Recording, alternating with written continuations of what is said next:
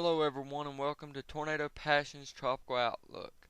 Shower activity associated with the area of low pressure centered about 200 miles east of the coast of Nicaragua has become better organized this morning. Upper level winds appear to be favorable for further development, and a tropical depression could form in the next day or so as the system moves slowly west or west-southwestward. Interest in the southwestern Caribbean Sea should monitor the progress of this system. Elsewhere in the Atlantic, tropical storm formation is not expected within the next 48 hours.